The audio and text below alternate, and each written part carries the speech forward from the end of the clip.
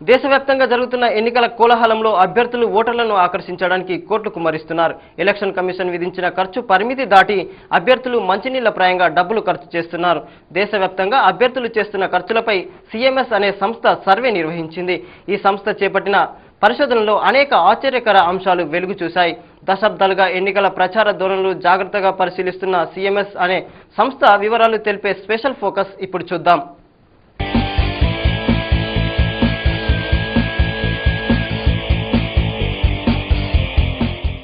ఓటుకు నోటు అనే కాన్సెప్ట్ మన దేశ ఎన్నికల్లో ఎప్పుడో ప్రారంభమైంది. ప్రత్యర్థులు చిత్తు చేసి మెజార్టీ స్థానాలు గెలుపొందాలని భావించే పార్టీలన్నీ ప్రతి నియోజకవర్గంలోనూ కోట్లాది రూపాయలు వెదజల్లుతున్నారు. 1-2 పార్టీల మినహా అన్ని పార్టీ ఓటర్లను వశపరుచుకోవడానికి అడ్డదారులు తొక్కుతున్నారు.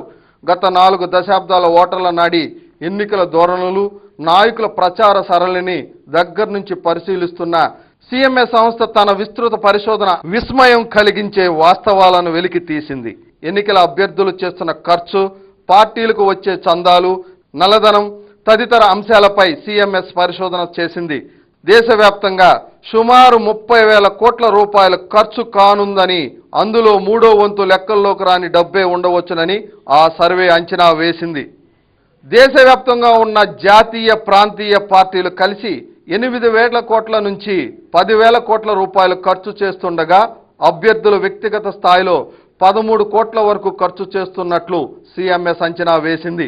ఇప్పటికే ధన ప్రవాహం మొదలైందని, ఎన్నికలకు 3-4 రోజుల ముందర విపరీతంగా పంపకాలు జరుగుతాయని తెలిపిన ఆ సంస్థ ఎన్నో మార్గాల ద్వారా నల్లధనం వచ్చి చేరుతుందని ఆ సంస్థ పేర్కొంది.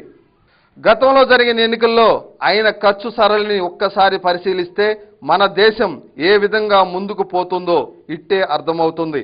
1996లో ఎన్నికల్లో ఖర్చు 2,500 కోట్లు కాగా 2009 నాటికి ఎన్నికలకు ఆ విలువ 10,000 కోట్లకు చేరింది.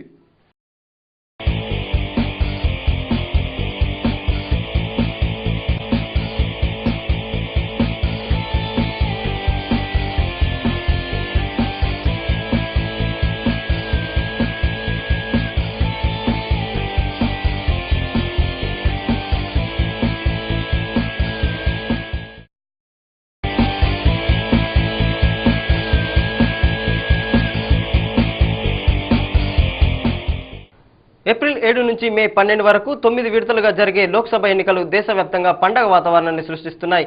నాయకులు, వారి అనుచరులు చేసే హంగామా అనేక మందికి కనక వర్షం కురిపిస్తోంది. ఎన్నికల ప్రచారానికి వారు చేసే కార్యక్రమాలతో లక్షలాది మందికి జేబులు నిండుతున్నాయి. ప్రస్తుతం జరుగుతున్న 16వ లోక్సభ ఎన్నికల్లో ఈ ఖర్చు 30,000 కోట్లకు చేరనుంది. దేశం మొత్తం 81.4 కోట్ల మంది ఓటర్లలో ప్రతి ఒక్కరకు 400 రూపాయలు ఖర్చు చేసినట్లు అవుతుంది. రాజకీయాల్లో పోటీ పెరగడమే ఎన్నికల వ్యయం గణనీయంగా పెరగడానికి కారణమని సిఎంఎస్ సంస్థ అభిప్రాయపడింది.